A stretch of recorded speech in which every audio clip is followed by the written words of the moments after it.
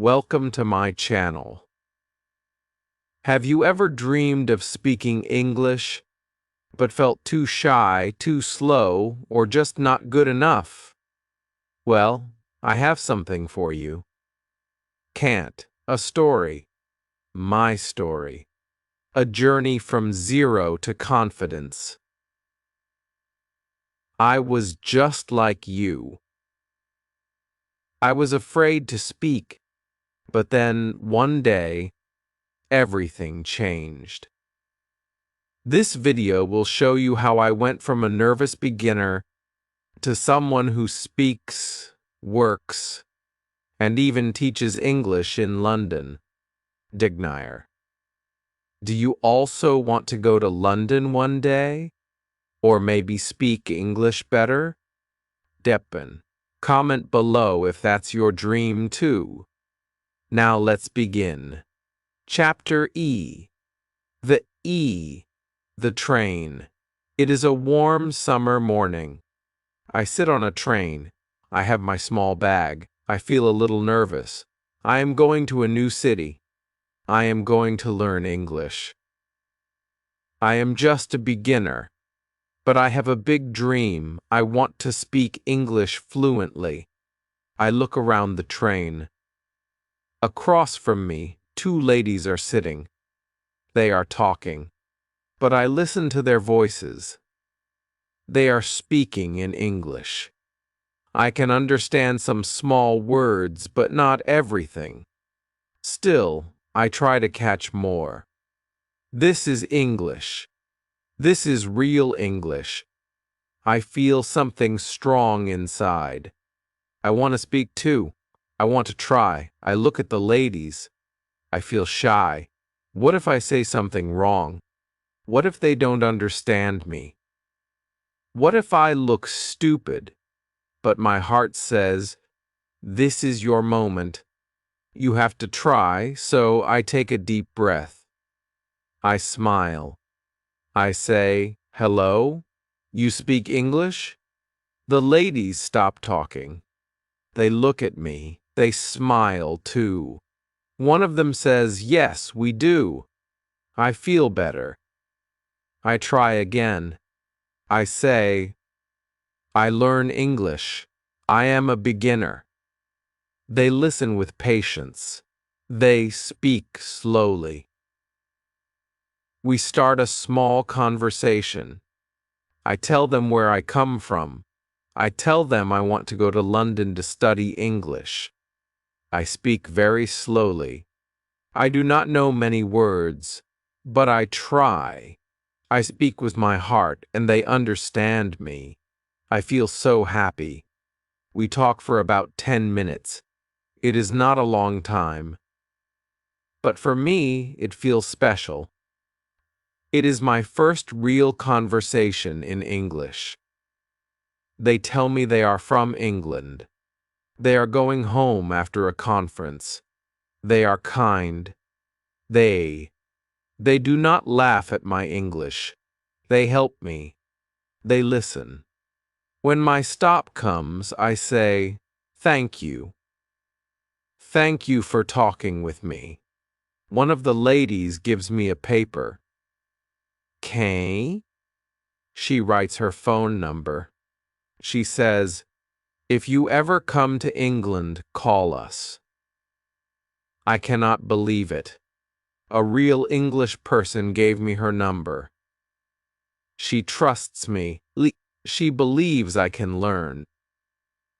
That moment changes everything. I get off the train. The door closes. The train moves again. I stand on the platform. My hands shake. I hold the paper. I feel like crying. Not because I am sad, but because I am full of hope. I just spoke English with real people. I was afraid, but I did it. I think, maybe I can do more. Maybe I can really learn. That day, when I reach my home, I open my notebook. I start writing. I write everything I said, everything they said. I try to remember all the words. I look up the new words in the dictionary. I feel so excited. I decide I will practice every day. I will read English texts. I will translate songs. I will watch movies. I will work hard. I will make English part of my life. The day pass. I study at night. I practice simple sentences. I try to speak to myself. I make mistakes, many mistakes. But I never stop. Every time I feel tired, I remember the two ladies. Kang, their kind eyes, their warm voices, their hope. After 6 months, I notice something. I can understand more. I can speak more. I can even watch a small movie in English and understand the story. I feel stronger. I feel ready. I decide something big. I will go to London. I will study English there. I want to speak with people every day. I want to live the language. I want to know more. I look for English schools in London. I find one that looks good. I send an email. They reply. They say I can join their course.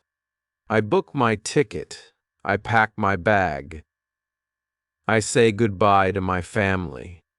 My mother hugs me and says, "Be brave." My father smiles and says, "We are proud of you." My heart beats fast. I feel fear, but also fire. This is the beginning of something new, something beautiful.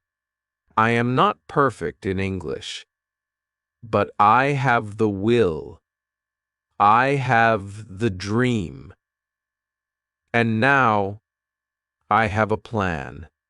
I am going to London. My new journey starts now. Chapter R. The Decision. Yo. It is early morning. I sit at my desk with a cup of tea. My notebook is open. There are many English words inside. Some are easy. Some are difficult. I try to say them aloud. My voice is quiet, but I speak slowly. Every day I do the same. I read short texts in English.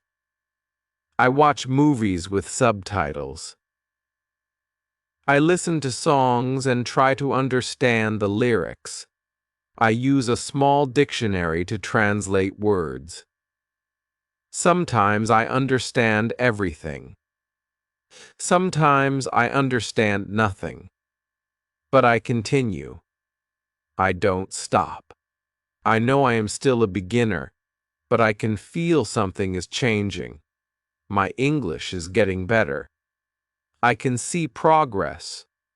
I can feel the words living inside me. That makes me happy. But also, I want more. After 6 months of learning at home, I feel ready for something new. I feel a strong desire to learn faster, to speak more, to use real English every day. I think about the train. I think about the two kind ladies. I still have their number. I look at it often. They told me I could visit them. I wonder, should I go? Should I take this big step? My heart says yes. My mind is scared. I imagine myself in London, speaking English every day, going to school, working in a cafe, meeting new people. It feels like a dream. But dreams can be real if we try. I make my decision. I will go to London. I want to learn English not only from books or screens. I want to learn from life. I start preparing. I search for English schools in London. I read many websites. I look at the pictures. I read the reviews. I don't understand every word, but I try. I find a school that looks simple and friendly.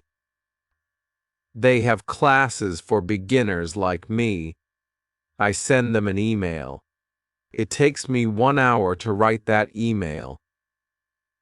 I check every sentence many times. I ask, "Can I join your class?" The next day, they reply. They say, "Yes, you are welcome." I smile. I feel nervous but happy. I tell my family. They are surprised. My mother asks, "Are you sure?" I say, "Yes, I want to go. I want to speak English." K. My father nods. He knows this is my dream. I buy a plane ticket. I book a small room in a student hostel. I prepare my bag. I take only a few clothes, my notebook, and my small English dictionary. The night before my flight, I can't sleep. My heart is fast. I feel fear. What if I can't understand anyone? What if I get lost? What if I miss my family? But I tell myself, this is your time. You worked hard. Now go. Trust yourself. The next morning, I take a taxi to the airport. I sit near the window of the plane. As the plane goes up, I look down at my city.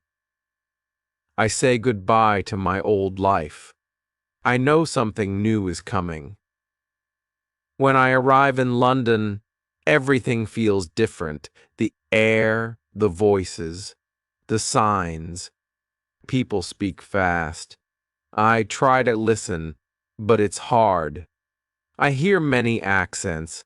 I feel small, but I smile. I walk to the hostel. I check in. The lady at the desk says, "Welcome." I say, "Thank you." It's a small word, but it feels big. I am really here. In the evening, I go for a walk. The city lights shine. I see buses, shops, people. I hear English everywhere. It's beautiful. It's also scary. I say to myself, this is not a holiday. This is your new life. I wake up early the next morning. It is Monday. It is my first day at school. I wear my clean shirt. I take my notebook. I walk slowly to the school. My legs feel heavy. I don't know what to expect. When I enter the building, I see a group of students. They all look different. Some are from Europe, some from Asia, some from Africa. We all have one thing in common. We are here to learn English. That makes me feel better. A young woman comes to us. She is our teacher. She smiles and says, "Good morning. Please tell me your name and where you are from." One by one, we speak. When it's my turn, I say, "My name is Ariel. I am from Spain." My voice shakes, but I do it. The teacher asks us, "How did you study English before?" I tell her I read songs, watched films, and translated texts. I say, "I want to speak better." She smiles. She says, "You don't have to study hard. You have to use the language. In this class, we will not use textbooks. We will speak, listen, and understand English by using it." I feel surprised. No textbooks, no grammar rules, only real English? I like it. We speak in pairs. We ask each other, "What do you do in your free time? What food do you like?" It is simple, but I enjoy it. I speak for censors minutes. I have never spoken English for so long in my life. I make mistakes, but nobody laughs. Everyone tries. After the class, I feel something new inside. I feel free. I am not just learning English. I am living it. I walk back to my hostel. I feel tired, but happy. I write in my notebook. I write, "Today was the first day. It was good. I spoke English and I listened. I made mistakes, but I learned." I look out of the window. The sky is gray, but I feel light. I know this is just the beginning. I came to London with a small dream. But now, maybe the dream will grow. Chapter 10. The first lesson. It is my second day in London. I wake up early. My room is small and quiet. I hear the city sounds outside: cars, people, buses. I sit on the bed for a moment and take a deep breath. Today is my first full lesson. I feel a mix of things inside: excitement, nervousness, and a little fear. I don't know what the teacher will say. I don't know if I will understand everything. I can't. I don't know if I will speak enough.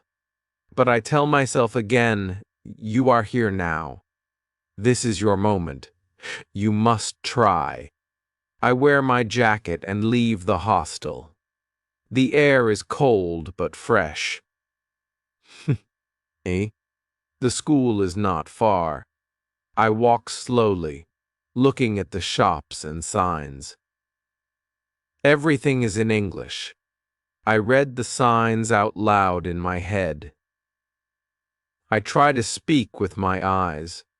When I reach the school, I see the other students again. Some are talking. Some are quiet like me. We all smile at each other. We are all learning. That makes me feel safe. Our teacher comes. Oh. She smiles and says, "Let's go to class." We follow her inside. The room is simple. There are chairs, a whiteboard, and a small clock. No big books. No long desks. Just us and the teacher. She stands in front of the room and says, "Welcome. This is your class. This is your journey." Then she asks everyone to say their name and their country. Some speak fast. Some speak slowly. Some are shy. Some are confident. But everyone tries. When it's my turn, I say, "My name is Ariel. I am from Spain." I say it slowly but clearly. My heart beats fast, but I feel proud. I am speaking English. After the introductions, the teacher smiles again. She says, "Today we start something different. We will not use textbooks. We will not memorize long lists. We will speak. We will listen. We will use the language the way it is used in real life." I feel surprised. No grammar books? No tests? Just communication? She explains more. She says, Many students spend years studying English but cannot speak. Why? Because they learn about English, not with English. We will change that.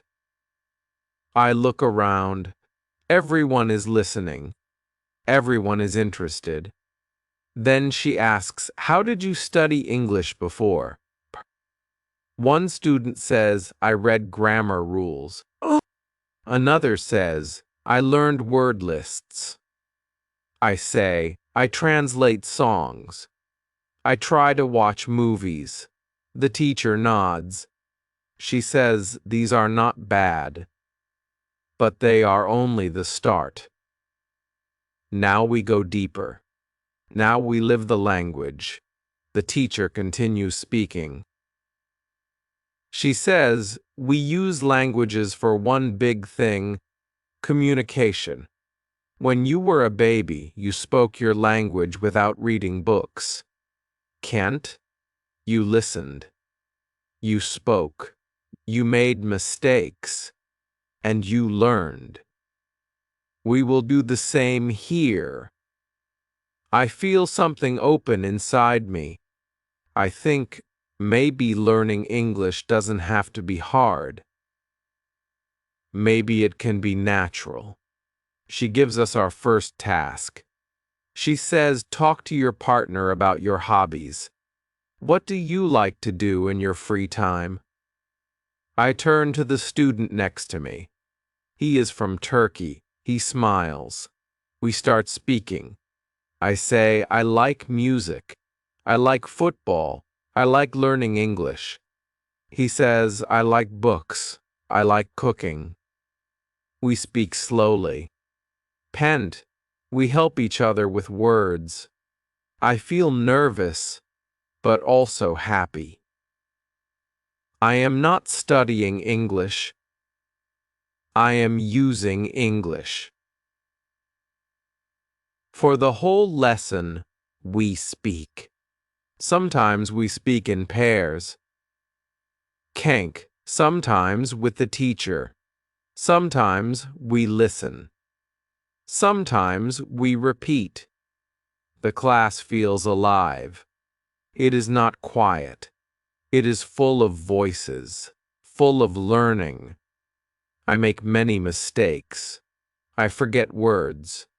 I say things wrong, but nobody laughs. Nobody judges. The teacher smiles and corrects gently. I learn new words. I hear real English. I feel the words in my mouth, not just in my head. This is new for me. This is exciting. After 1 hour, I look at the clock. I cannot believe it. Time goes so fast. For the first time in my life, I have spoken English for a whole hour without stopping. I have never done this before. I feel proud. I feel strong. I feel like I can do this. After class, I walk back to the hostel. I look at people. I listen to their voices. I hear English everywhere. This time, it feels different. It does not scare me. It makes me want to join. I go to my room. I write in my notebook again. I write, "Today was my first full lesson. I spoke a lot. I made mistakes, but I also made progress. I like this method. It is real. It is human. It helps."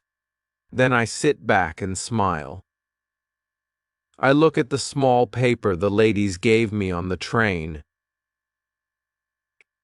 I think because of them I am here. And I whisper, "Thank you." Chapter 4. How to learn words. The next morning, I wake up before my alarm. I feel something new in me, a kind of quiet happiness. Yesterday I spoke English for a whole hour. I made mistakes, yes, but I also made real progress. I want to do more. I want to speak better.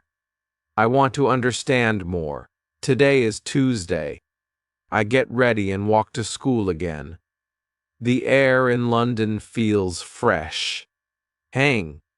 I see people walking, talking, laughing. I hear English on every street. I try to listen. I try to understand, but some words are new to me. I try to guess their meaning. It is not easy, but it is interesting.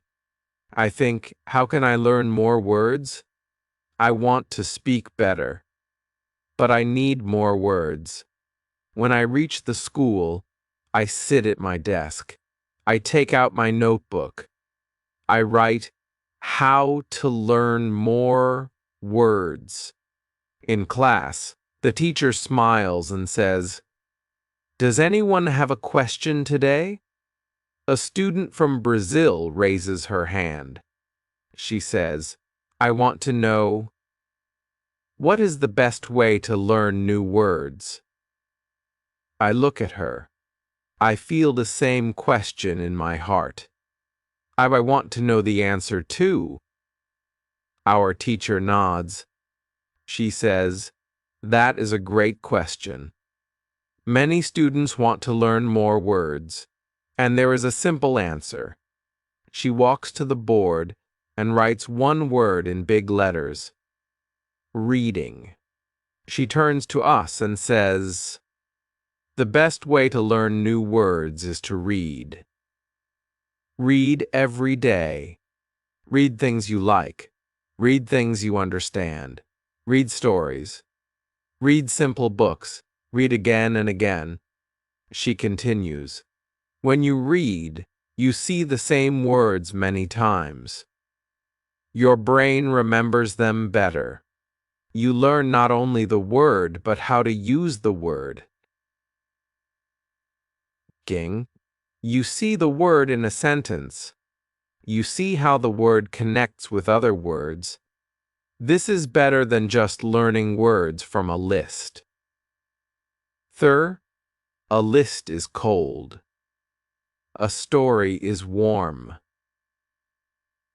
Nank. When you read a story, the words come alive. I listen to her words like music. I think about the songs I translated. I think about how I remembered some English lines easily because I loved the music. I understand now. When we enjoy what we read or hear, we remember more. The teacher gives more advice. She says, "Choose texts that are right for your level. If you don't understand many words, it is too hard. If you understand almost everything, it is too easy. You should understand about bifunjiju of the words. That is the best." Then she says something very important. When you see a new word, look it up in the dictionary. But don't stop reading. You don't need to write the word down.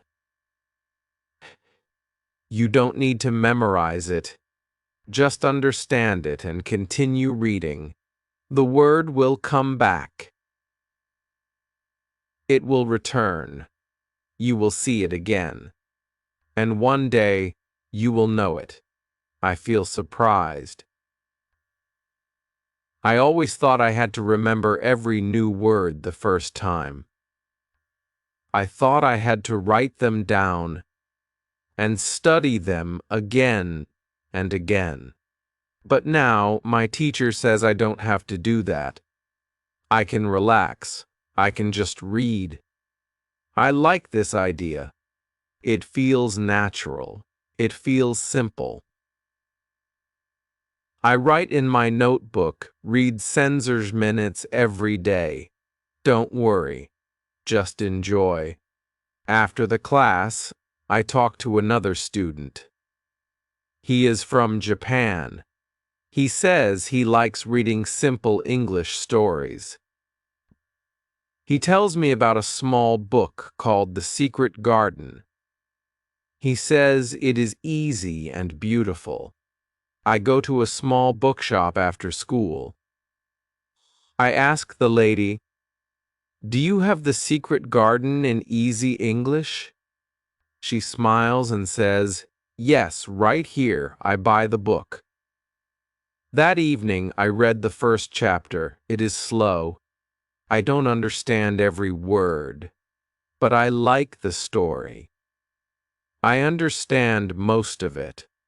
I look up a few words in the dictionary. I don't write them down. I just read. Later that night, I go for a walk. I think about today's lesson. I think about the book. I think about how many words I saw in just one chapter. I whisper the new words as I walk. I try to remember them. Some stay, some don't. But I am not afraid. I know now that I will see them again. I remember what the teacher said. Words. Return. That makes me feel calm. The next morning at school, I feel stronger. I feel ready. The teacher talks about working in London. She says many students get part-time jobs. I feel excited. I want to work. I want to meet people. I want to use English in real life. I ask other students, "Do you know where I can find a job?" One girl tells me go to the job center. They help students. After school, I walk to the job center. I talk to a lady at the desk.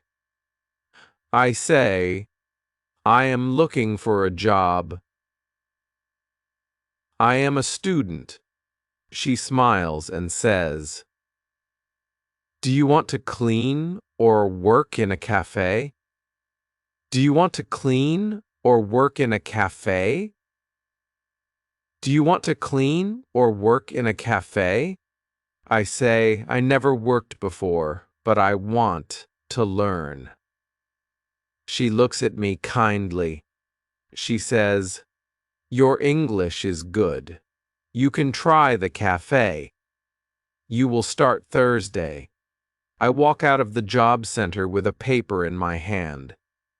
Tea? My first job in English. My heart is full. I say to myself, I can do this. I look at the sky. I smile. I whisper, "Thank you." Chapter 5. Starting work. No, Thursday comes quickly. I wake up early. My hands are a little cold. My heart beats fast. Today is my first day at work.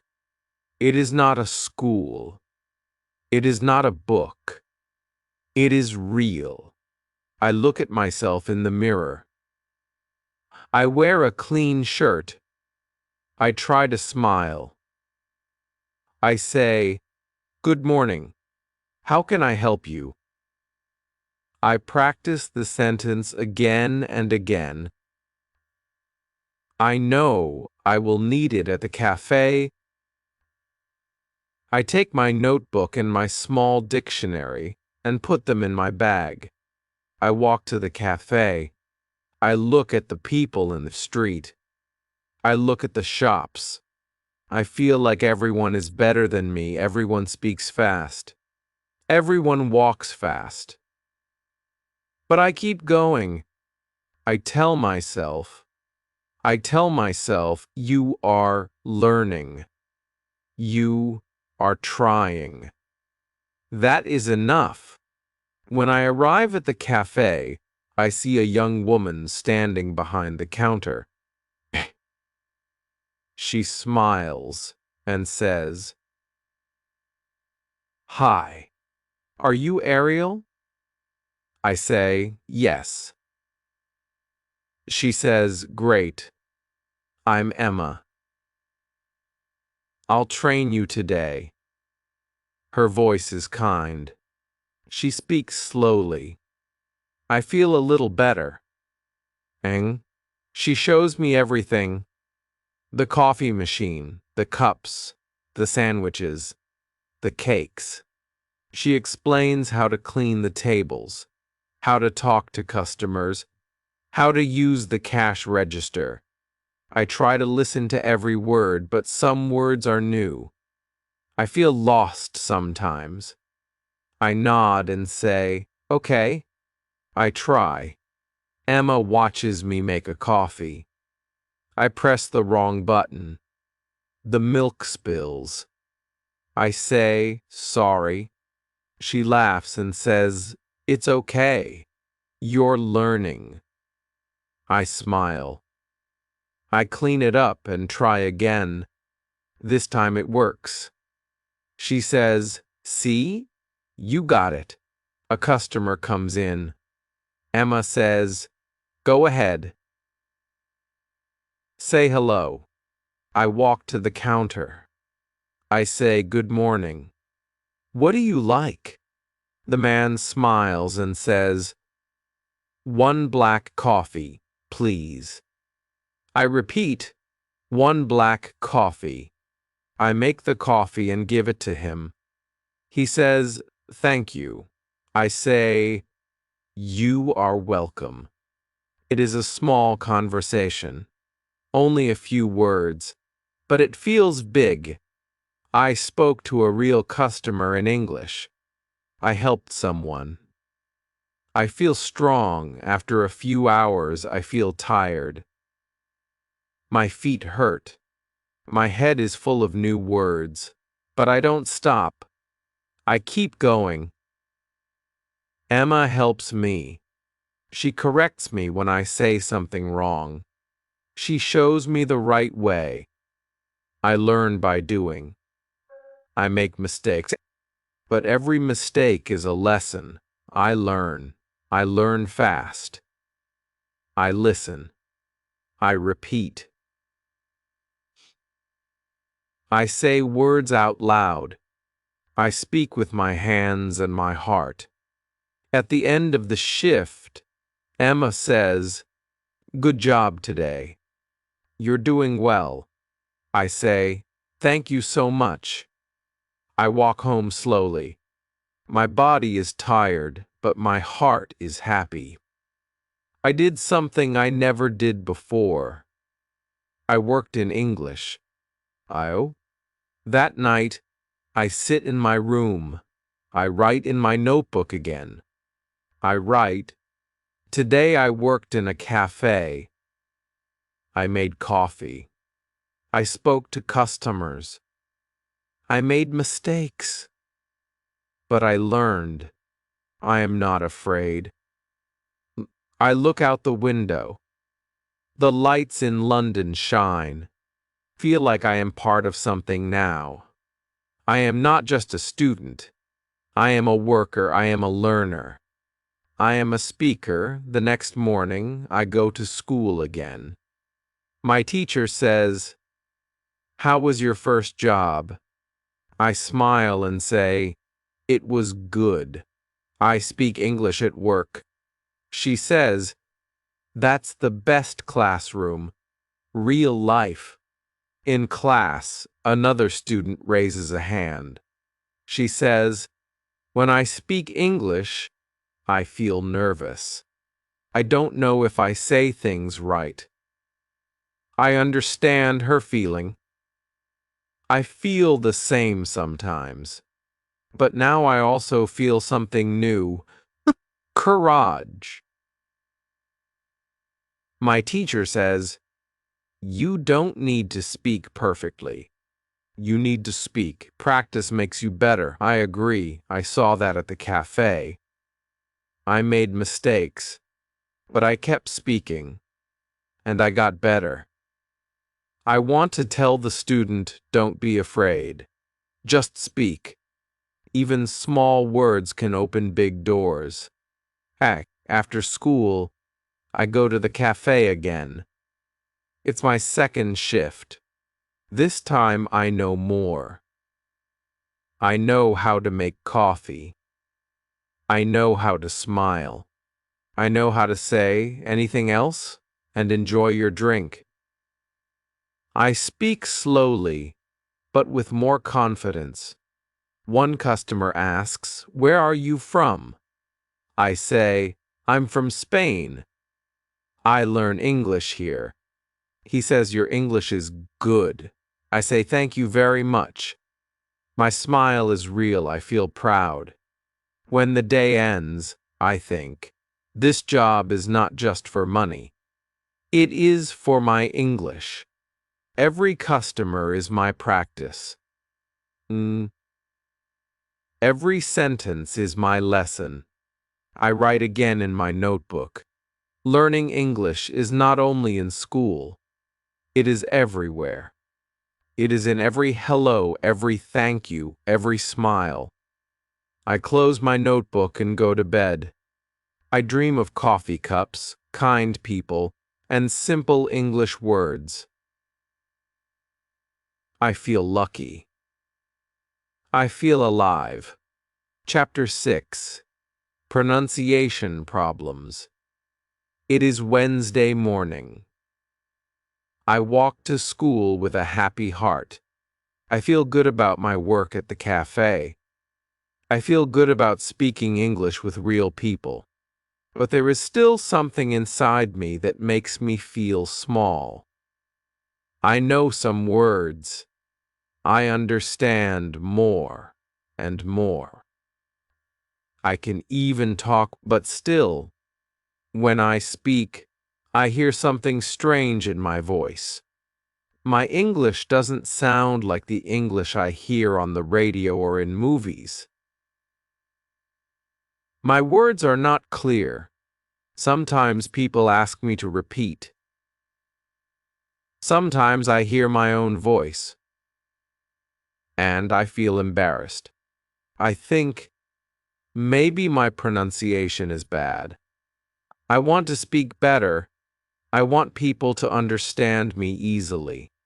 I want to feel confident when I speak. But I don't know how to fix this. I hope the teacher will talk about it today when I reach class. I sit near the same students as before. Woody, the students saw before.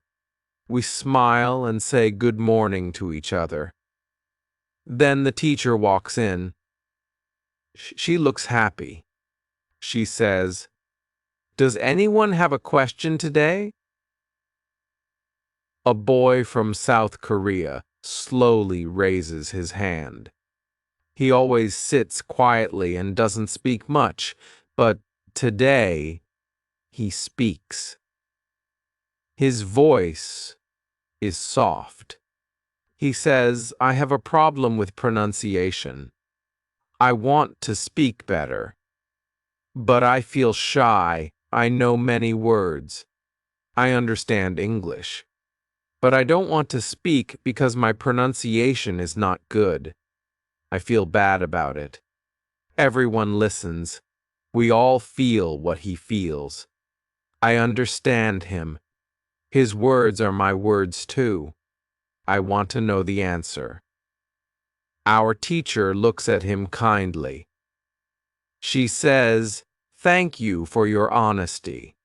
Many students feel the same. Pronunciation is a big problem for many people. But there is good news. There is a simple way to get better.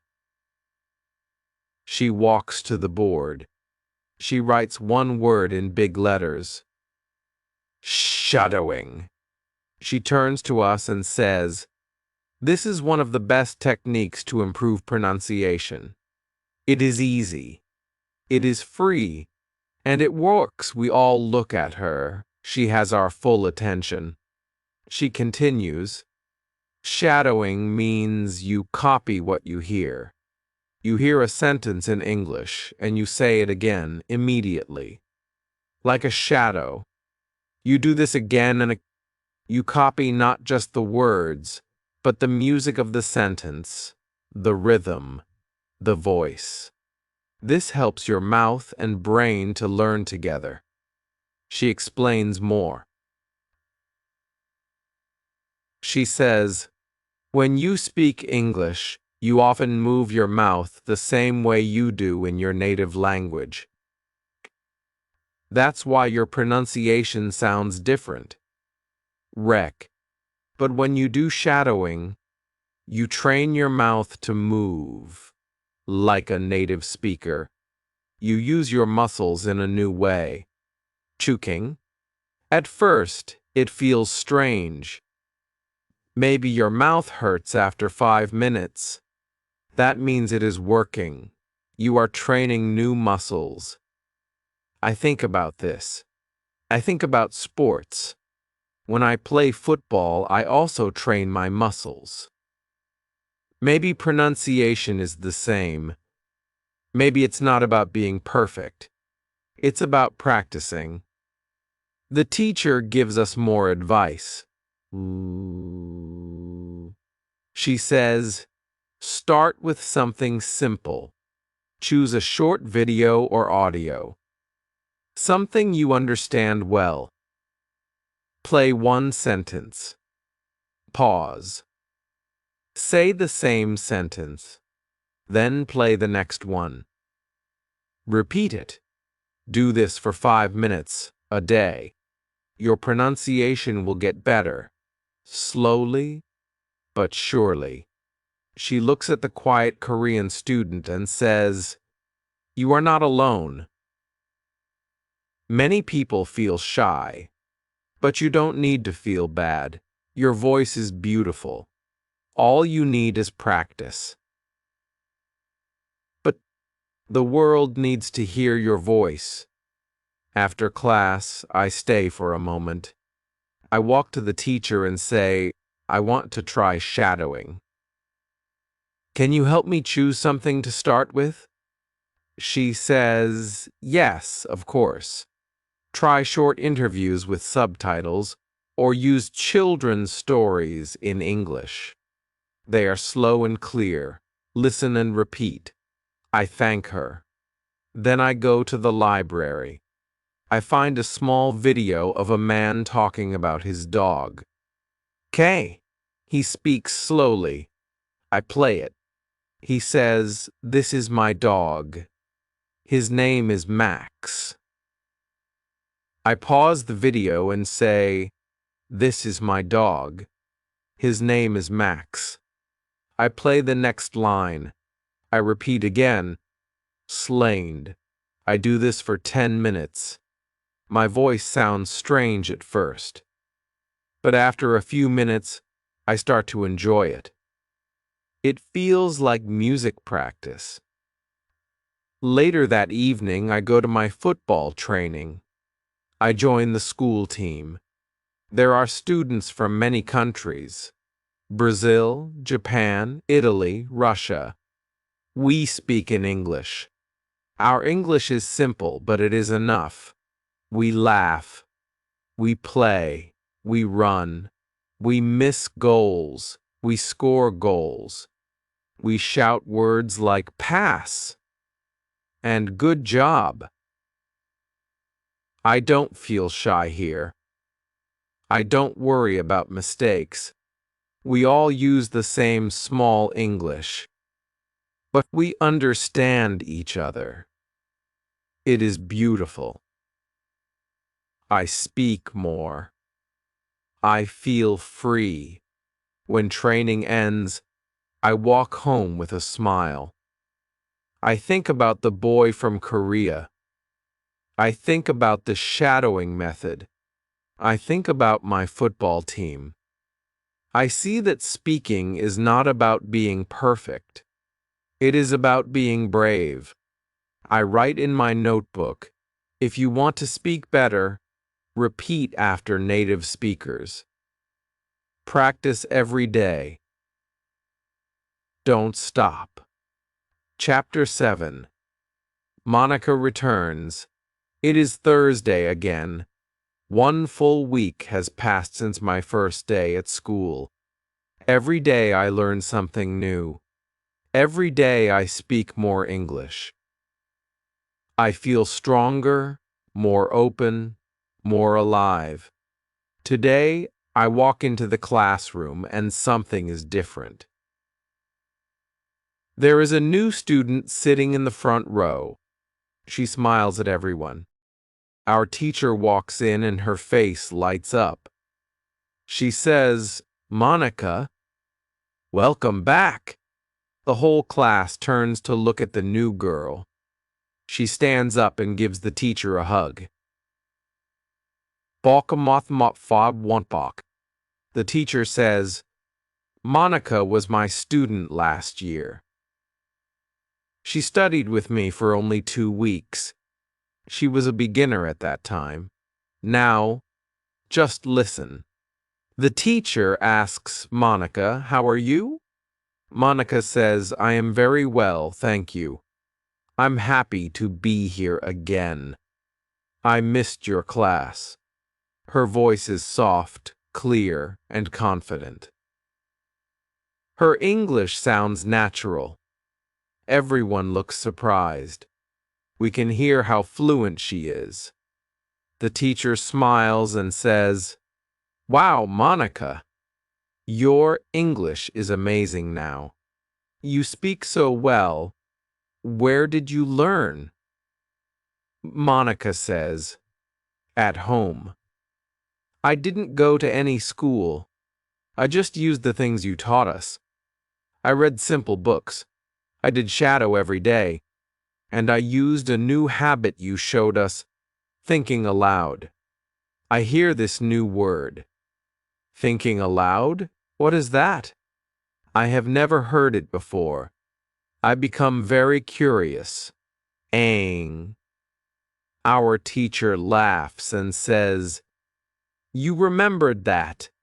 Yes, thinking aloud is a strong method, but only if you use it often. I raise my hand. I say, "Sorry, what is thinking aloud?" The teacher says, "That is a very good question." "Thank you, Ariel. Let me explain." She walks to the board and writes, "Thinking aloud." Thinking aloud, saying your thoughts in English. Then she turns to us and says, "You think in your language all the time. Your brain is full of thoughts. Now imagine if all those thoughts were in English." That's what we try to do. Front, and when you say them out loud, you practice even more. You speak without needing a partner. You speak to yourself. The idea sounds strange to me, speak to myself, like talking to an invisible person. But I want to learn. I say, I want to try it. I don't care if it feels crazy. The teacher laughs and says, "Yes, Ariel. Sometimes it feels silly, but it works." Then she looks at Monica and says, "Would you like to tell the class how you used this technique?" Rar log. Monica nods. She begins, "When I went back to Italy after your class, I was still a beginner. I wanted to speak English, but I had no partner. So I started thinking in English.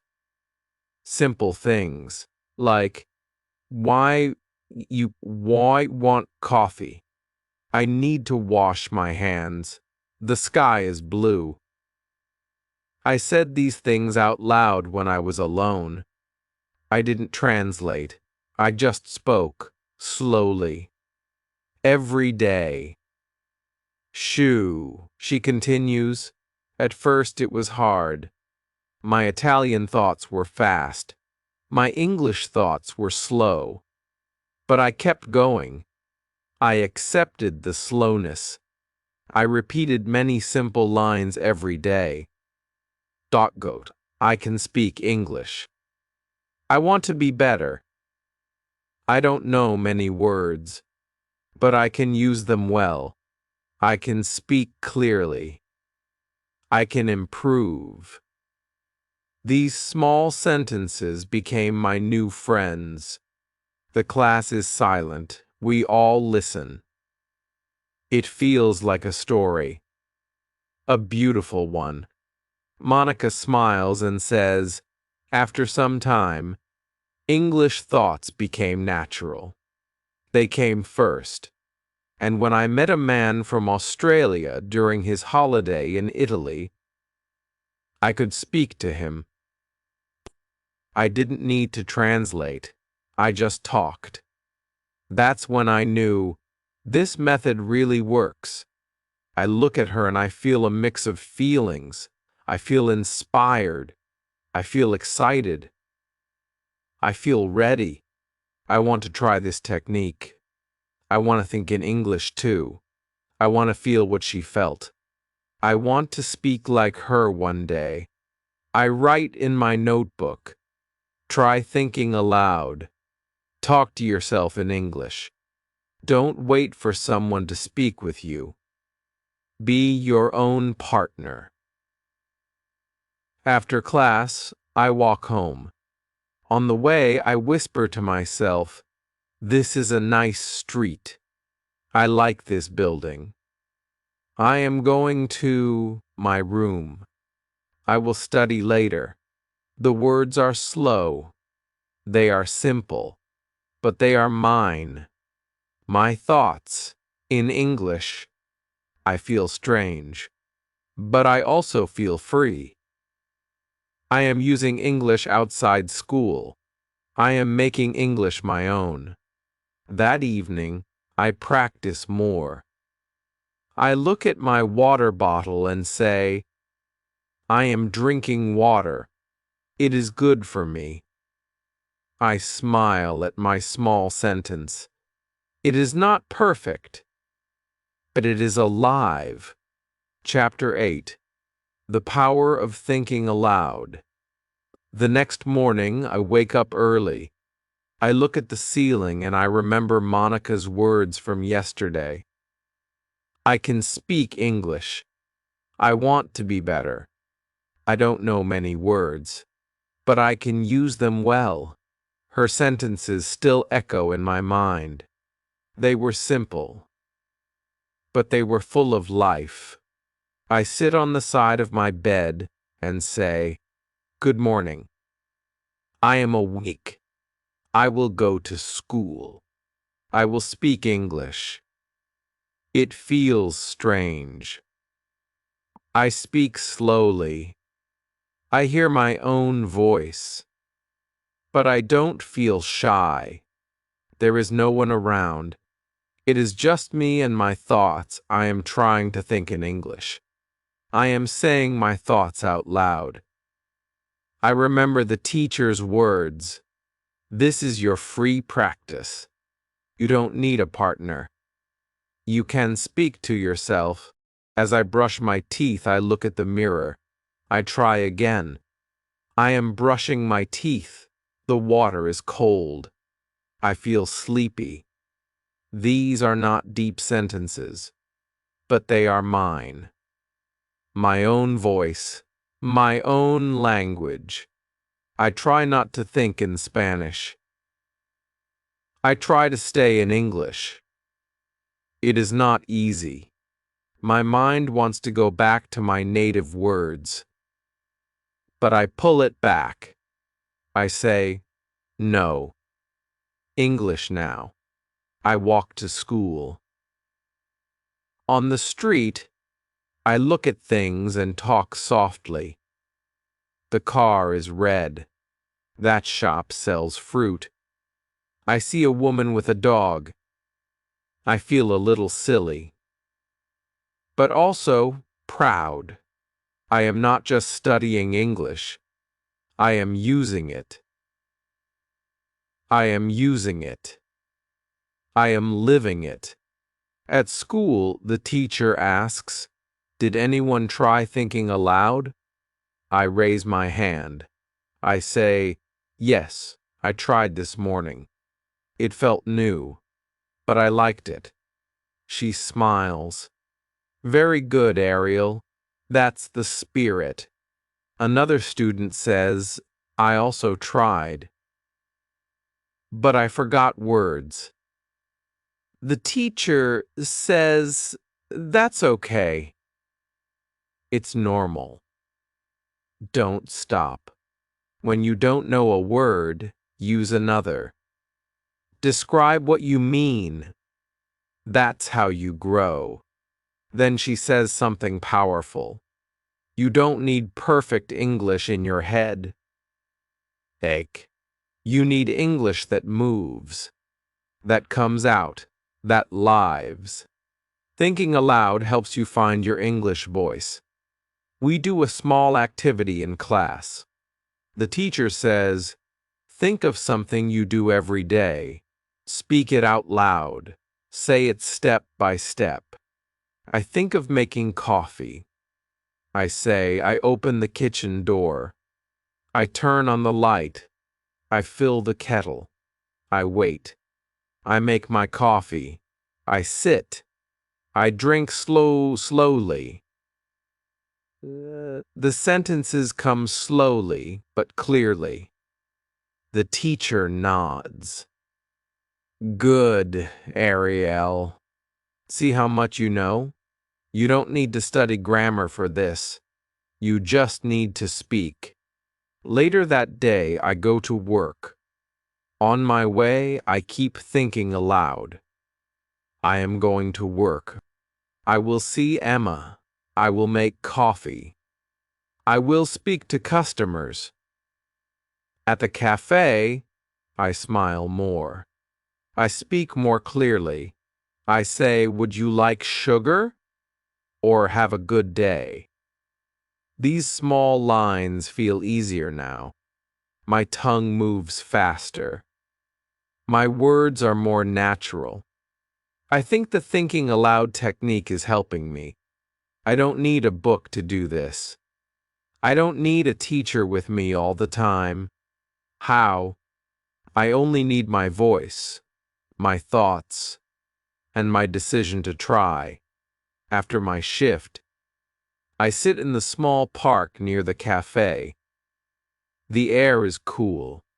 I look around and I say to myself, this is a nice park. There are children playing. A man is reading a book. I hear birds. I smile. I feel peaceful. My thoughts are no longer just in Spanish. They are in English too. I am changing. I am growing. I remember something Monica said. At first, the thoughts are slow, but later, they become your real voice. I think, maybe one day, my English voice will be fast. Maybe one day, I will not need to think before I speak. When I return to my room, I write again in my notebook. I write, thinking aloud is a gift. It feels strange at first, but it works. It makes English feel close. It makes me feel brave. Then I add more sentences. I can speak.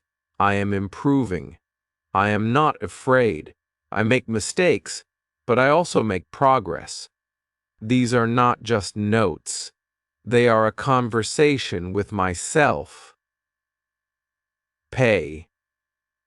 A small diary of my learning. A soft voice that says, keep going. That night, before sleep, I whisper again. Today was a good day. I learned. I spoke. I lived in English. I close my eyes and feel thankful. I know this is not the end. This is just the beginning of something special. Chapter 9. Grammar worries. It is Friday morning. I feel more comfortable now. Every day I go to school. Every day I speak a little more. I make coffee at work. I talk to customers. I listen to people in the street. I think in English. I even talk to myself in English when I'm walking or doing something alone. My words are still simple. My sentences are not perfect, but they are mine. I use them. I live with them. I feel proud of my progress. But there is one thing that still makes me nervous. Grammar. I never liked grammar. Even in my own language, grammar felt heavy, full of rules and strange names. Now, in English, it feels even harder. Sometimes I want to say something, but I stop. I think, is this correct? Then I feel afraid. Then I say nothing. I wonder, should I study grammar more? When I reach the classroom, I hear another student asking a question. She says, "Teacher, when I speak, I am not sure if I use the right grammar. I want to speak correctly. What should I do?" I listen closely. I want to know the answer too. Well, the teacher smiles gently and says, "That's a very good question. Many students feel the same. But first, let me ask you something. Why do you want to learn English?" The student says, "I want to speak with people." The teacher nods and says, "Good, then I have something to tell you. If your goal is to speak, then you don't need to study grammar like in school. You need to use English. Grammar will come naturally." We all look surprised. "No grammar? Really?" She continues, "When you learned your first language, you didn't study grammar. You spoke, you listened. You repeated what others said. You made mistakes, but you got better. Your brain is smart. It learns from use, not from rules in a book." I feel something open inside me. I think about how I learned Spanish. I didn't study it. I lived it. I listened to my parents. I spoke with friends. Slowly, I understood. Slowly, I spoke better. Maybe I can do the same with English. The teacher says, "When you read, you see grammar in real sentences. You learn how words work together. You don't need to know the names of the tenses. You just need to see and feel how English works. When you do shadowing, you copy correct grammar. When you think aloud, you practice making sentences. These are better than memorizing rules, because they are real. They are living English." I nod slowly. This makes sense. I write in my notebook, read more, shadow more, speak more. Grammar will come. One student raises his hand.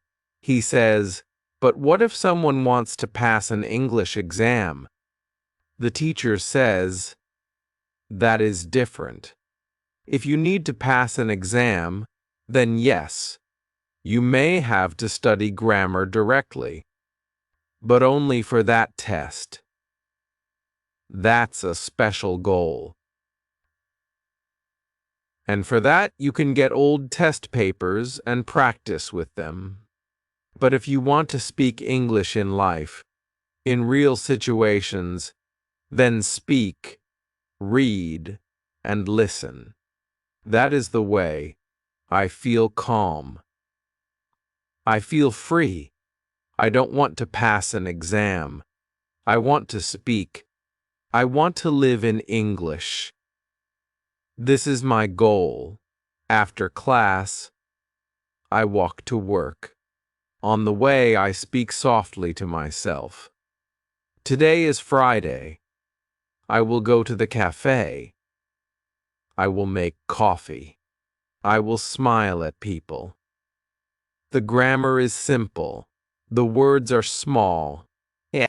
But I speak with no fear. I don't think too much. I just speak.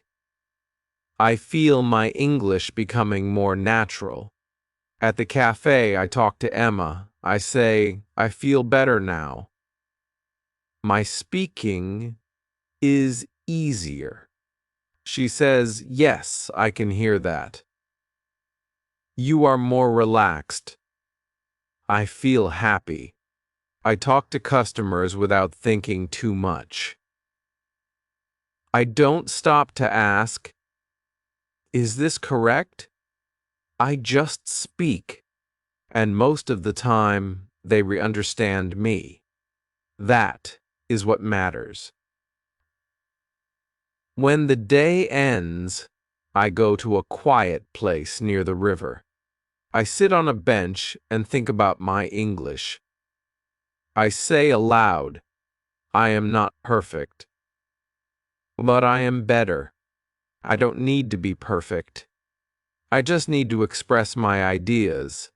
I feel strong. I feel free. I open my notebook and write, speak to be understood, not to be perfect. I draw a small smile next to the words. I think of my old self, the boy who was afraid to talk on the train, the boy who only translated songs in his room. That boy is still me, but now I am also someone else. I am someone who speaks English in the real world. I am someone who grows every day. I close my eyes and whisper, thank you. Chapter 10. Testing Yourself. It is Saturday. There is no class today. I wake up later than usual. I feel relaxed. But then a small question comes into my mind. I ask myself, how much English do I know now? I don't know the answer. I speak more. I understand more. But how much? Am I really improving? Or do I just feel better because I'm more confident? I want to know. I want to test myself.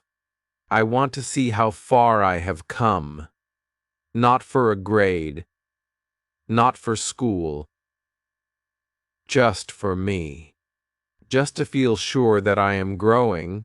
So I decide to do a little test. Not a grammar test. Not a hard exam. Just a small activity. I take a blank notebook.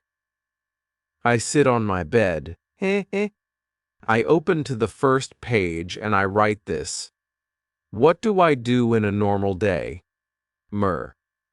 Then I try to write my full daily routine in English. I write about waking up, brushing my teeth, going to school, learning new things, working at the cafe, talking to customers, walking home, eating dinner, and sleeping. I write slowly. I don't worry about mistakes. I only focus on writing as much as I can in English. After censor minutes, I stop and look at the page. I feel proud. It's full. Full of my own English words. The spelling is not perfect. Some grammar is wrong. But I understand every word. And most important, I made it. All by myself. Then I decide to test another skill. Listening. I open YouTube and search for a slow English story. I find one about a girl who moves to a new city. I close my eyes and listen. I understand almost every sentence. Not every word, but enough to follow the story. I smile. I remember the first time I listened to English. I understood nothing. Now I understand the meaning. That is a big step. Later, I go to the cafe. I work the afternoon shift. While working, I try to use new sentences. I say, "Do you want milk with your tea? Or would you like to sit near the window?" Simple phrases. But before, I didn't use them. I was afraid. Now I try. Some customers are surprised. One man says, "Your English is getting better." I laugh. I say, "Thank you. I'm practicing." It feels good. This is also a test, real life. Real English. Real people. Real answers. After work, I meet a friend from school. His name is Luca. He is from Italy. Wants to test his English. We sit in a park and decide to talk only in English for 1 hour. No Italian. No Spanish. Just English. At first, we are a little shy. We both speak slowly. Pat. We search for words. But after 10 minutes, we both smile. We talk about food, about football, about dreams. The hour goes fast. I laugh a lot. I forget I'm speaking English. It feels like my own language. That is the best feeling in the world. When I return home, I write in my notebook, "Today, I tested myself." And I passed. Not because I was perfect, but because I tried, and I saw the results. I also write a small note for tomorrow, test again next week. Speak more. Listen more. Write more. Grow more. I understand something important now. You don't need a big exam to know your level. You can test yourself in small ways. Try writing a page. Try listening to a short story. Try speaking with a friend. Try talking to yourself in English. These are your real tests. You can test your English with your life. That is how you grow. At night, I look in the mirror and say, "I'm proud of you." I smile. I feel strong. I feel like a student who is no longer just learning English. I am now using English to live. That is a big change. A beautiful change. Chapter 11. Handling Mistakes. It is Monday again. I go to class like always. The sun is shining, but one student looks worried. Her name is Hana. She is from Japan. She always listens carefully. But today, she is quiet. Our teacher asks her, "Is everything okay?" Hana looks down. Then she says, "I'm afraid to speak. I make many mistakes." I don't want to sound stupid. The room becomes very quiet.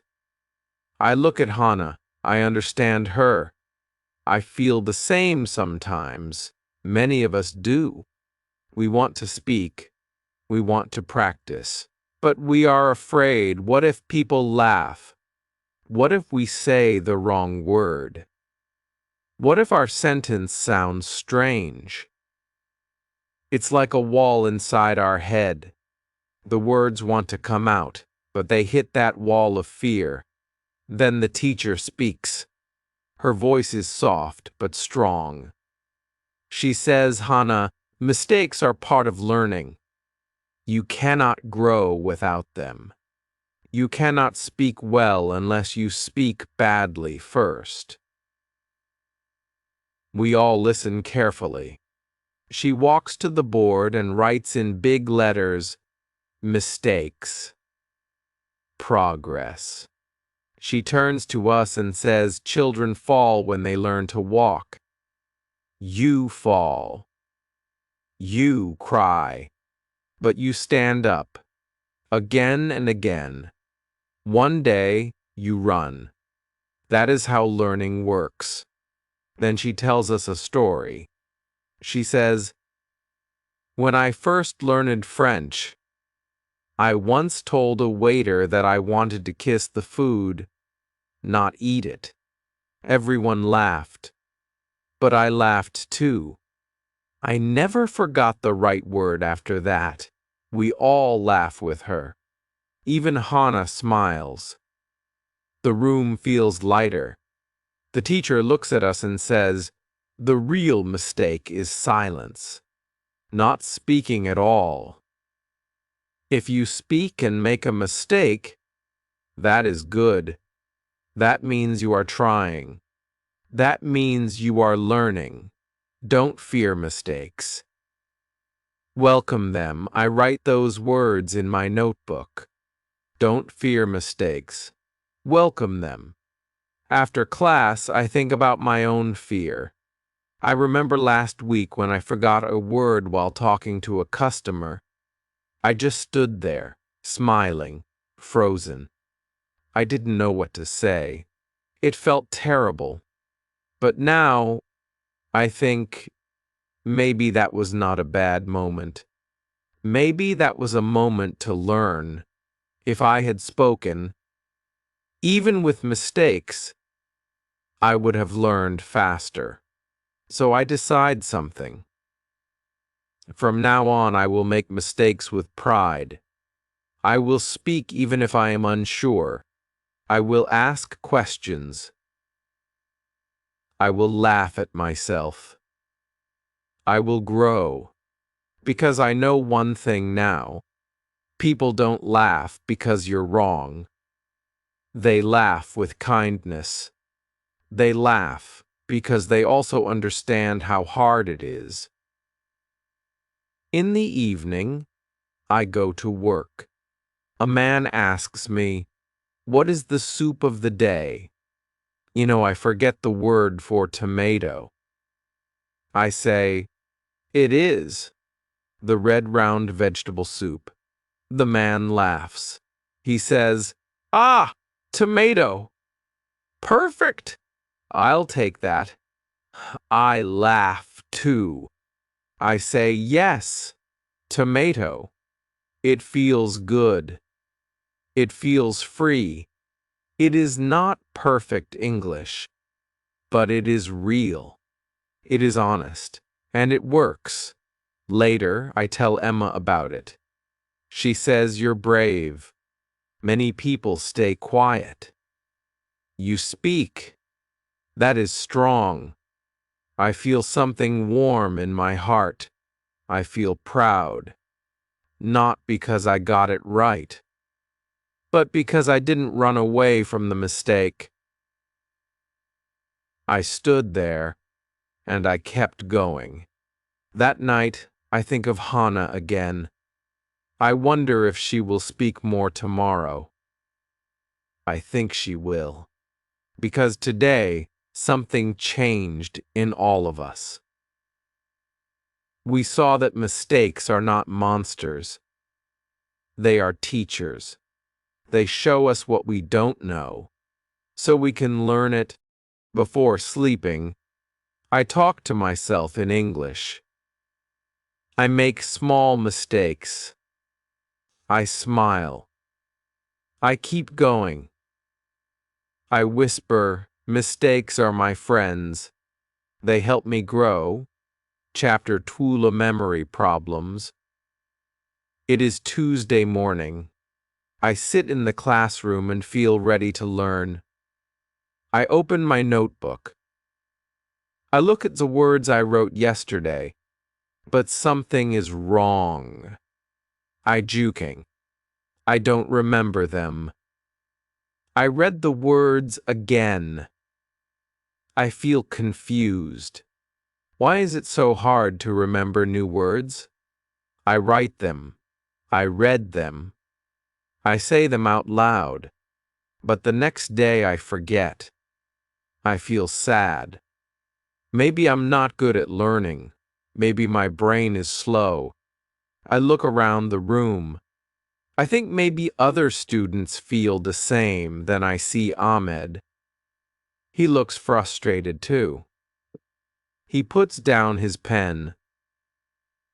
He whispers to himself, "Why do I forget everything?" Our teacher hears him. She stops writing on the board and turns to the class. Worded. She smiles gently and says, "Let's talk about memory." She tells us many students think they are bad at remembering. But really, it's not your fault. Your memory is normal. Yeah. You just don't understand how it works yet. Today, I will teach you the 5 phases of remembering. We all listen closely. She writes on the board written E, see it, R, understand it, San, use it, Su, repeat it, Wu, sleep on it. She explains the first phase. When you see a new word, your brain notices it. But just one time is not enough. It's like seeing a new person in a crowd. You don't know them yet. She draws a small stick figure on the board. You need more time. Then she explains the second phase. You must understand the word. What does it mean? How do people use it? Try to see it in a sentence. Make your own sentence. That gives the word a place in your mind. I nod. That makes sense. The third phase, use it. You must use the word in speaking or writing. That is how your brain says, "Yo, this word is important." When you use it, the word moves to a stronger place in your memory. Fourth phase, repeat it. Not just today, not just tomorrow, but again and again. Small reviews, quick looks. Write it. Say it. Touch the word in your life many times. The last phase makes everyone smile. Sleep on it. Yes, sleep. When you sleep, your brain works hard. It moves new words into long-term memory. So don't just study more. Sleep well too. I feel a big wave of relief. My heart feels light. It's not that I am stupid. It's not that I can't remember. I just didn't follow the 5 steps. Now I know what to do. Ahmed also smiles. He says, "This is helpful." Thank you, teacher. After the lesson, I test the steps. I choose 5 new words. I write them. I look up their meanings. Kalakamet meanings. I say them in a sentence. I ask Emma to use them with me in a small chat, 2 hours. Then at night, I read the 5 words again. I close the book and go to sleep. The next morning, I wake up and say the words out loud. Hey. I remember 3 of them clearly. 2 are not strong yet, but it's okay. I go back to phase 1 and 2 for those words. I smile. I am not lost. I now have a map. That day, I meet an old woman in the cafe. She is kind. I serve her coffee and use one of the new words. She says, "That's a nice word." I feel proud. I remember it. It is now a part of me. Like a seed growing in my brain. Before bed, I write a small note. To remember more, follow the 5 steps. Be kind to your brain. It is learning. Chapter 13, How to Listen Better. It is Wednesday morning. I sit in the classroom, waiting for the lesson. I feel calm today. I remembered more words yesterday, and it gives me hope. When the teacher comes in, she has something in her hand. It is a small radio. She holds it up and smiles. Today, she says, we will learn about listening. I look around. Some students look worried. One student says, listening is too fast for me. Another says, I understand nothing when I hear English. I also feel nervous. When people speak fast English, my brain stops. I only catch 1 or 2 words. I feel lost. It's like water falling too fast, and I can't hold it. But the teacher says listening is not studying. Yo, it is living. And you can enjoy it if you know how. That sounds strange. Enjoy listening? How? I always thought I needed to focus hard, to write down words, to stop every second. That is how I used to listen to English. But I never felt relaxed. Then the teacher turns on the radio. A soft English voice starts to speak. It's a story. It is slow and clear. We all listen quietly. No notebooks, no writing, just listening. I close my eyes. The voice tells a story about a boy in a boat. I don't understand every word, but I feel the story. I imagine the boy. I see the water in my mind. I feel calm. After 5 minutes, the teacher turns off the radio. She says, you don't need to understand every word. You need to feel the sound. Listen like music. Let it touch you. Don't fight it. Then she gives us 3 tools. Tool 1, easy input. Listen to slow English, simple stories, children's books. English for learners. Don't start with fast news, she says. Start with soft English, like a river. Tool 2. Repeat often. Listen to the same thing many times. Each time you hear more, she says, your brain starts to catch patterns. That's how babies learn. You can too. Tool 3. Don't stop the audio. Just let it play, even if you miss words. Don't pause. Don't rewind. Let your brain swim in the sound.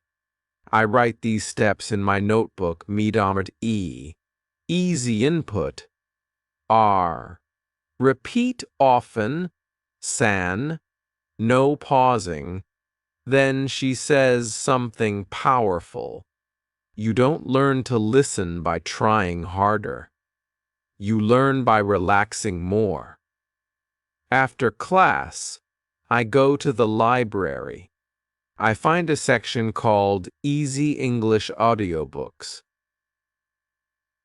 I take one and borrow a CD player. I sit by the window. I press play. A kind English voice begins to read a story about a dog named Max. I smile. It is simple. I listen twice. That evening, I talk to Emma. I tell her about the listening class. She says I do that too. I watch English cartoons. They help me. We go home and sit in the lounge. She puts on an English cartoon. The characters speak slowly and clearly. We laugh at the funny parts. I understand more than I expected. The next day, I listen again to the dog story while walking to school. I don't stop the audio. I just let it play. I hear words like bark, bone, and happy. I repeat them softly. My brain feels light. No pressure. Just fun. Later that week, something happens. A man at the cafe speaks to me in English. He says, "The weather's lovely today." I hear it clearly. I reply, "Yes, it's very sunny." It is fast, but I understand. For the first time, I don't feel scared. I feel ready. Now, listening is a part of my day. I play English in the background while I cook. I listen to easy stories before sleep. Nick, sometimes I don't understand, but that's okay. I keep going. My ears are learning. Even when my mind is quiet. Before bed, I write in my notebook, listening is not study. It is connection. It is music. Let it flow. Chapter 14. Real Motivation. It is a rainy Friday in London. The sky is gray. People walk fast with umbrellas. I walk slowly to school. My legs move, but my mind feels tired. I feel heavy. My job at the cafe is hard. My English is better, but sometimes I feel stuck. I want to speak fast like a native speaker. I want to remember everything. But some days, I just feel slow. I sit down in the classroom. My head is full of doubt. Why am I doing this? Why am I still here? Our teacher enters with a big smile. She says, "Today we will talk about motivation. Why do you want to learn English?" No one answers at first. She writes on the board, "Your reason is your fuel." Then she looks at us one by one. Let's go around the room. Each of you, tell us your reason. Be honest. Speak from your heart. She points to Ahmed. He sits up and says, "I want to get a good job. In my country, English opens doors." We nod. That makes sense. Emma says, "I want to travel alone. I want to talk to people, ask for help, make friends. I want to feel free."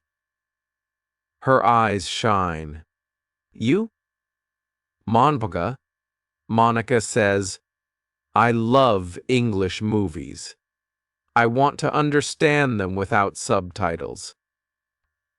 I want to feel the emotion in every word." Even the quiet student from Korea says, "I want to speak to my cousin." Kay. He lives in Canada. I want to talk to him in English.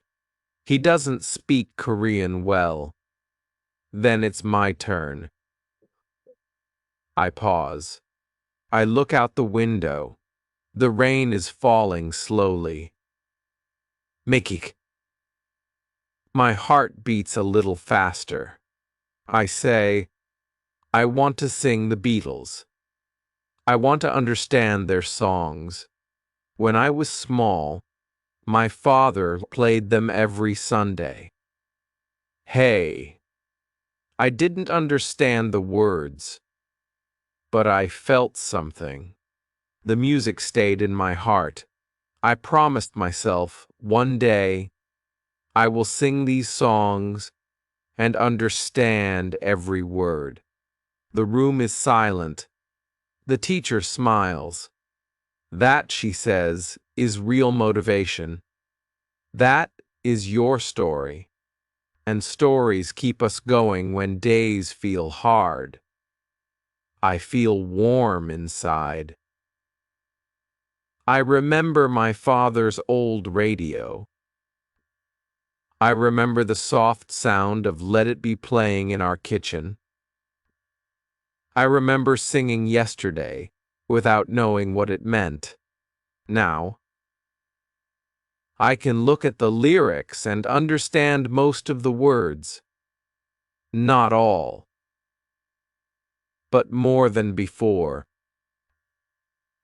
After class, I go home and take out my phone. I search for the Beatles. Hey Jude with lyrics. Kane. I sit on my bed and play the song. The words move slowly across the screen. I listen. I read. I smile. I sing softly. I understand the meaning now, and the feeling is deep. I close my eyes. The music fills the room. In the evening, I meet Emma for tea. I tell her about the class. She says, it's true. When we remember our reason, we feel strong again. I ask her, what do you do when you feel tired? She says, I watch my favorite English show, or I listen to a song that reminds me why I started. That night, I take a small notebook and write one sentence. I learn English to sing from the soul. Then I underline it. That is my reason. That is my light. Some days are hard. That's true. But your reason can carry you. It can lift you. It can bring you back when you feel lost. When learning feels slow, remember your first dream. Maybe it was a book. Maybe a job. Maybe a person. Maybe a song. My motivation is music. Your motivation may be different, but it lives inside you. Let it speak. Chapter 15, 3,000 words. The lesson starts like any other, but today, one student raises her hand and asks something important. She says, Teacher, how many words do I need to speak English well? The teacher thinks for a moment, then writes a number on the board. San Chen. Everyone looks surprised. That sounds like a lot. The student asks again, so, should we memorize Sanchen words? The teacher smiles gently and says, no, don't memorize them. That's not how language works. She then tells us a story. Once, a student made a list of Sanchen words. Yet, he studied every day, 10 new words each day. After 1 year, he had learned almost all. But when he spoke, he was still slow. He forgot many words when talking. He didn't understand much when people spoke fast. Why? Because he never used the words in real life. She pauses and says, words are like people. You don't really know them after one meeting. You know them after you talk to them many times, in many places. That's how it works with vocabulary. I listen quietly. I understand what she means. I also tried to learn words from lists when I started. I downloaded apps. I filled notebooks. But when I spoke to someone, the words disappeared from my brain. Pie! I felt confused and lost. The teacher continues, "Don't chase Sanson words. Let them come to you. Meet them in stories, in real conversations, in songs, in shows. When you see a word many times, in many places, your brain remembers it naturally." Ill learning, she says. If you read and listen every day, the Sanson most common words will visit you again and again, and they will stay with you. Then she opens a book and reads a short paragraph. We listen. We know many words already. A few are new. She explains nothing. We just listen again. This time, I understand more. My brain is doing the work. No stress. No pressure. She looks at us and says, language is not about force. It's about feeling. Read a little. Listen a little. Every day. Don't worry about the number. Just connect. At school, I go to the library. I pick up an easy English storybook. I read 3 pages. I see some words again. Quietly. Window. Wait. Smile. I don't look them up.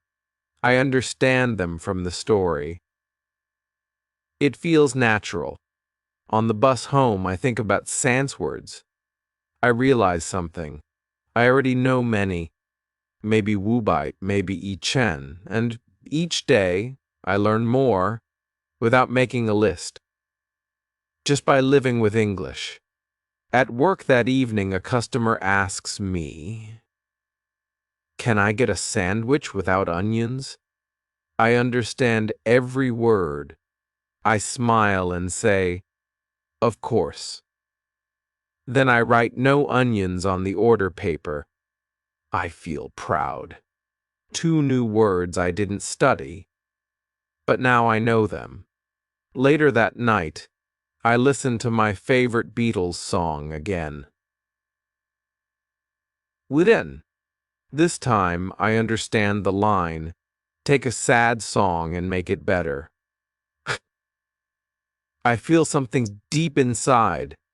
Words with feelings stay longer. I take my notebook and write, "Don't study words. Live with them. Let them find you." Chapter 16. It is a busy morning at the cafe. I put on my apron and take a deep breath. I feel ready. My English is better now. I understand customers. I speak with confidence. I take orders, smile, and make small talk. I even enjoy the job now. But today something strange happens. A man walks in and comes to the counter. He smiles and says something to me. I hear the words, but I don't understand anything. His voice is fast. The words sound strange. It's English, but it feels like a different language. I feel my heart beat faster. I say, "Sorry, can you repeat that, please?" He smiles again and repeats it. Still, I understand only 2 words. Toast and tea, I try to guess. Would you like toast and tea? Chapter 19. The final lesson. It is the last day of school. The sun shines through the window. The classroom feels quiet, soft, like a dream coming to an end. My teacher stands in front of the class. She says, "Today we say goodbye, but not to English. We say goodbye to fear, to confusion, to silence. You are not the same students anymore." My heart beats slowly. I look around. I see the faces of my classmates. Some smile, some cry. I feel something deep in my chest. A year ago, I was afraid to speak. I didn't know what to say. I was shy. I was lost. But now I speak every day. I work in English. I think in English. I feel in English.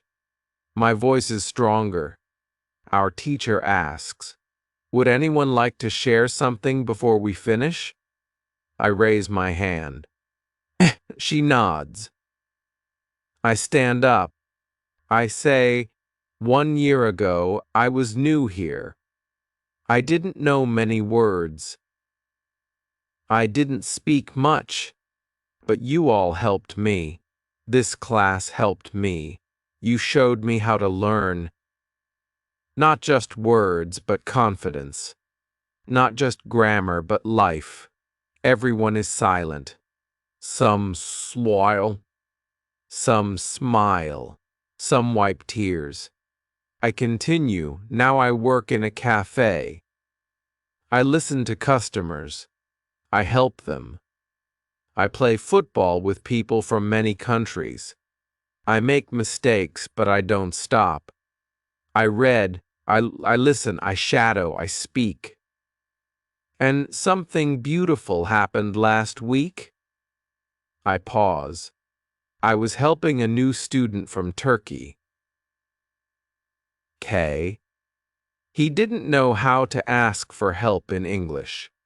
So I showed him, slowly, with easy words. I used the same methods my teacher used with me, and he smiled. He said, Thank you. And I felt something big. I was a teacher for one moment. The teacher claps. The class claps. I sit down. My eyes are full of water, but I smile. After the class, I walk through the same streets I walked when I first came to London. The shops are the same. The buses are the same. But I am not the same. Later, I go to my job at the cafe. A girl comes in. She looks nervous. She says slowly, "I want coffee, please." I smile. I speak slowly back. I say, "Good job." "Don't worry. I understand." She nods shyly. I see myself in her eyes. At night, I look at the moon and think, one day, maybe I can be a teacher. A real teacher. Not just of English, but of hope. 1 year later, I teach English in my country. Not in a big school. Just in a small room. For beginners. For shy people. For people who think, I can't. And I tell them, yes, you can. I tell them my story. I tell them about the ladies on the train. About my teacher. About learning slowly. About football. About my cafe job. About shadowing. About reading. About Hannah. And about how one day English stopped being scary. They listen. And they believe. Because I was once like them. because they are now like I was. Because English is not just a language, it's a door, and I walked through it. So can you. If Ariel's journey touched your heart, and if you also want to speak English one day, like him, start today. One word, one sentence, every day. Subscribe to this channel, like the video, and comment below. Do you also want to become the next Ariel? We read every comment. And we believe in your story, too.